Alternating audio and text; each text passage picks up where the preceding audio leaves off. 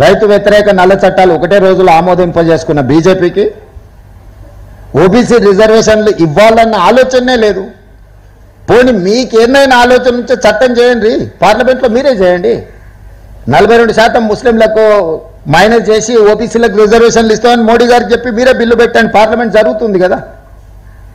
మీరు చెప్తున్న దాంట్లో చిత్తశుద్ధి ఉంటే కేంద్ర ప్రభుత్వం బిల్లు పెట్టి పొద్దున పెడితే సాయంత్రం వరకు లోక్సభలో పాస్ అయితే రాత్రికి 12 వరకు నడితే రాజ్యసభలో 24 గంటలు తిరగకముందే మీరు చెప్తున్న రిజర్వేషన్లు మీరు చెప్తున్న విధి విధానాలతో మీరే పార్లమెంట్ చట్టం చేయండి. అప్పుడు ఆటోమేటిక్గా అన్ని రాష్ట్రాలు అమలు చేయాల్సిందే కదా.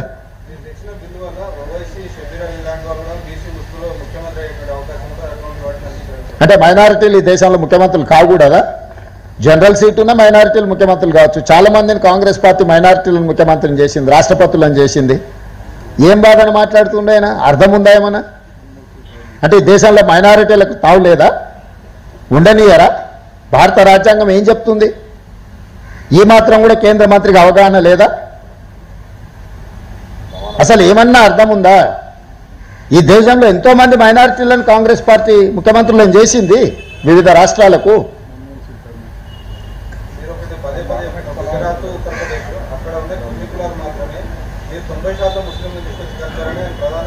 ఇప్పుడు వాళ్ళ బాధ ఎక్కువ కులాలు ఉన్నాయనా ముస్లింలు ఉన్నారనా ఇందులో? అది ఏందో చెప్పమాను, మీరే నియంత్రించండి. వాళ్ళందరినీ కూడా తొలగించుకుంటే కేంద్రంలో చట్టం చేయండి. మీ చేతిలో ప్రభుత్వం ఉంది, మీరు చట్టాలు చేయొచ్చు, మీరు శాసనాలు చేయొచ్చు, మీరు ఏమేం చేస్తారో చేయండి. మీరు బహానాలు ఎత్తుకండి.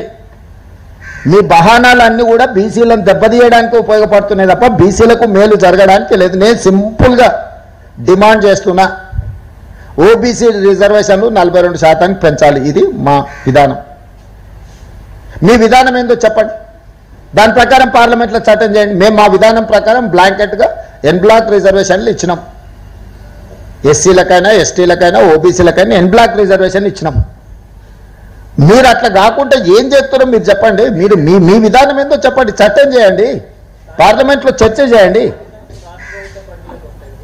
ఎన్నికలు రిజర్వేషన్లు అనే దానికి ఇప్పుడు రాష్ట్రపతి దగ్గర పెండింగ్ ఉన్నది కాబట్టి ఇవన్నీ చర్చలు. ఎన్నికలు ఎవరు నిర్వహించాలనో, ఎన్నికల అధికారులు ఎవరు నిర్వహించాలనో అది తెలుసు. రిజర్వేషన్లు రావు, వస్తే గవర్నర్ గారు ఆమోదిస్తే. మా పరిధిలో ఉన్న బిల్లులు, శాసనసభ ఆమోదించిన బిల్లులను గవర్నర్ గారు ఆమోదిస్తే పంచాయతీ లేదు. ఆ బిల్లులను ఆమోదించకుండా రాష్ట్రపతి గారికి గవర్నర్ గారు రాష్ట్రపతికి పంపించింది కాబట్టి ఇప్పుడు ఇది చర్చ జరుగుతున్నది.